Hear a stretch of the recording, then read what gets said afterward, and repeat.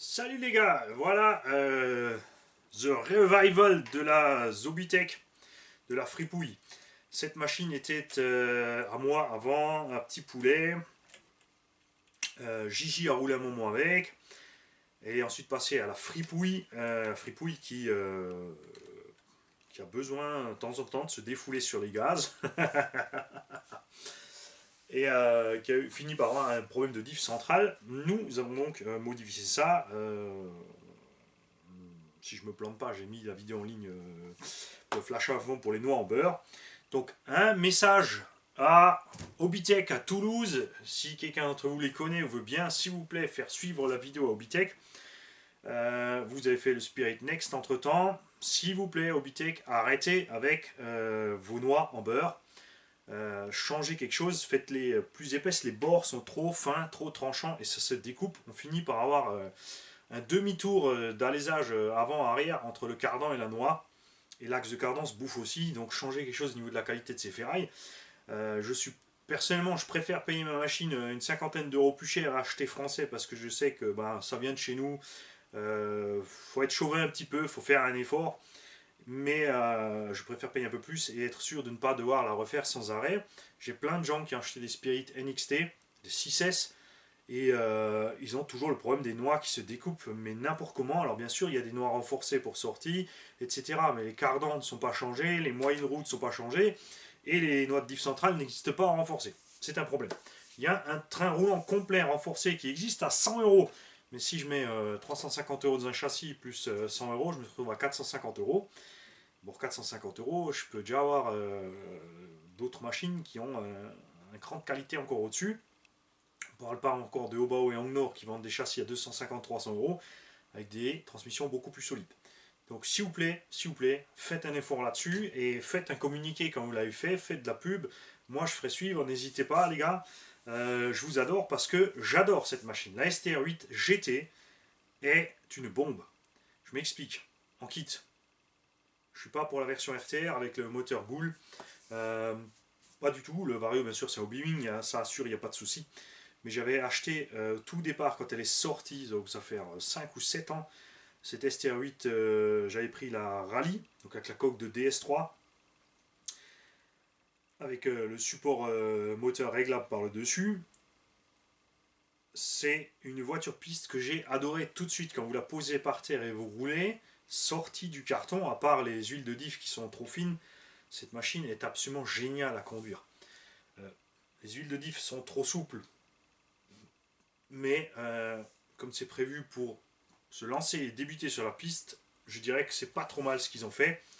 Et elle est hyper légère. Beaucoup de rally games pèsent une blinde, elles sont lourdes parce qu'elles sont parties sur des châssis de buggy modifiés, plus on rajoute le pare-choc avant, éventuellement pare-choc arrière, là c'est ce qui manque. Là aussi Toulouse, faites-nous un petit pare-choc arrière, un petit diffuseur, parce que souvent les concurrents arrivent par derrière, ça massacre les carreaux, c'est pas sympa. Euh, et le poids bien sûr d'une carreau qui enveloppe tout le véhicule. Ce qui fait qu'on est plus lourd qu'un buggy à la fin. Si vous prenez un buggy, vous mettez 4 pistes, vous faites les bons réglages, vous larguez une rally game. C'est comme ça.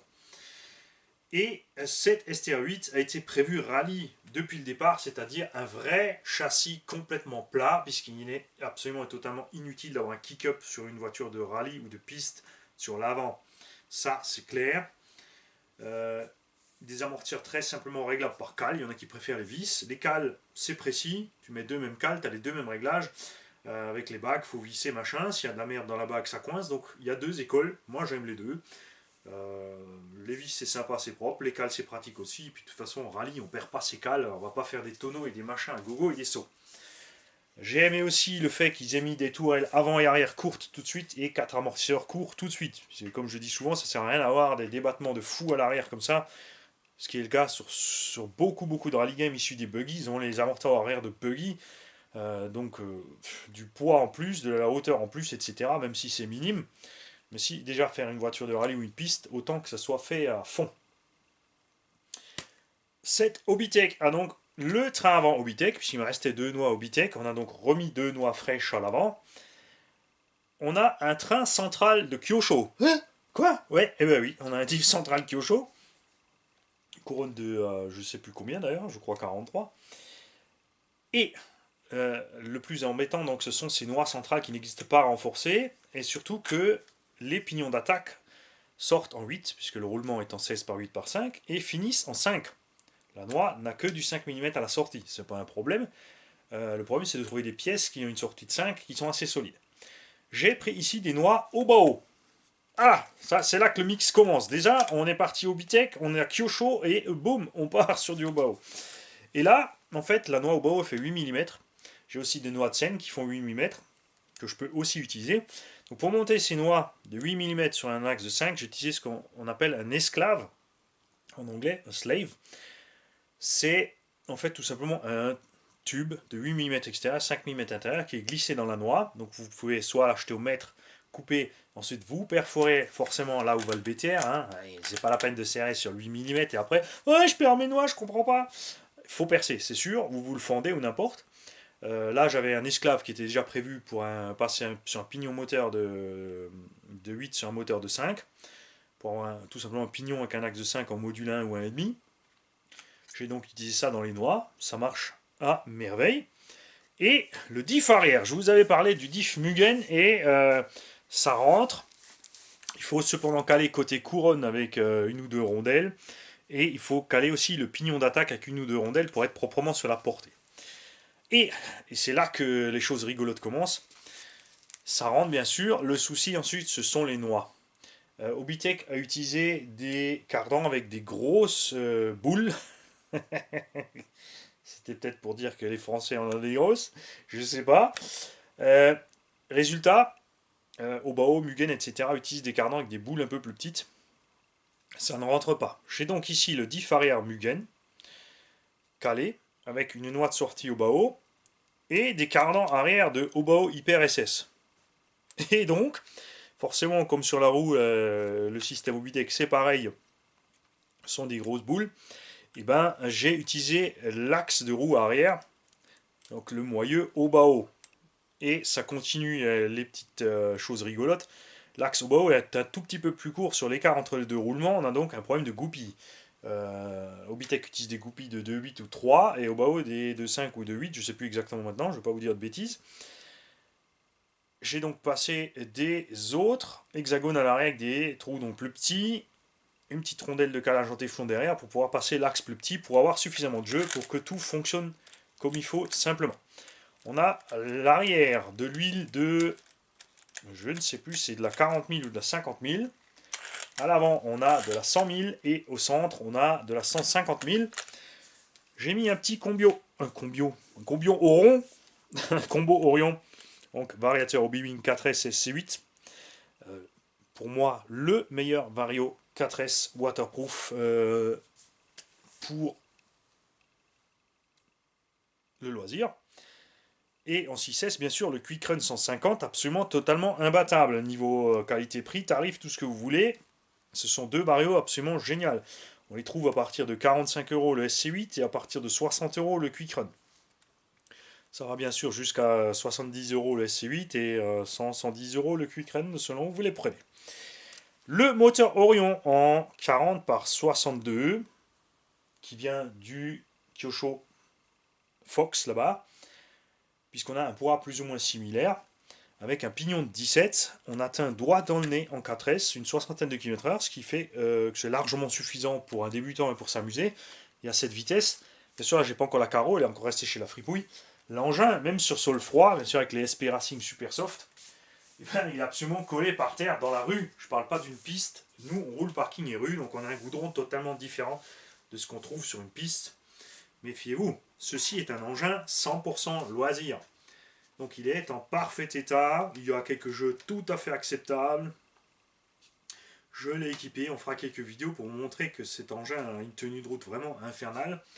Sorti du carton comme il est, avec quelques petits réglages sur des huiles de diff, puisque je n'ai pas changé autre chose.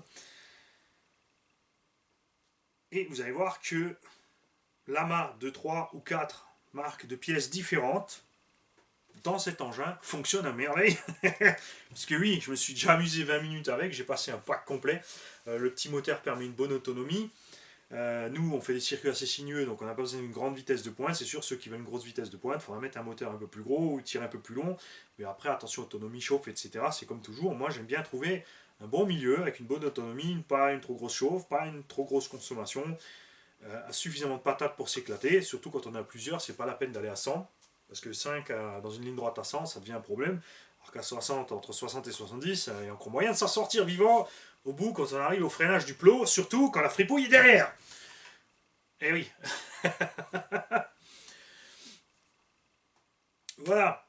Cet engin, vous le verrez rouler et il sera ensuite vendu en pack spécial débutant. Ça fait partie des packs pas chers qu'on va faire. Donc RTR, à la limite, je crois que j'ai plus de radio, donc à la limite, il faudra encore au gars qui le veut une petite radio. Je pourrais mettre des lipos, un petit chargeur avec, donc on sera sur un petit budget ridicule pour un gars qui veut se lancer en piste sympa avec un engin fiable. Bien sûr, il y a des pièces de rechange pour réparer l'avant, des pièces de rechange pour réparer l'arrière, il n'y a pas de souci, j'expliquerai tout, tout sera fourni. Mais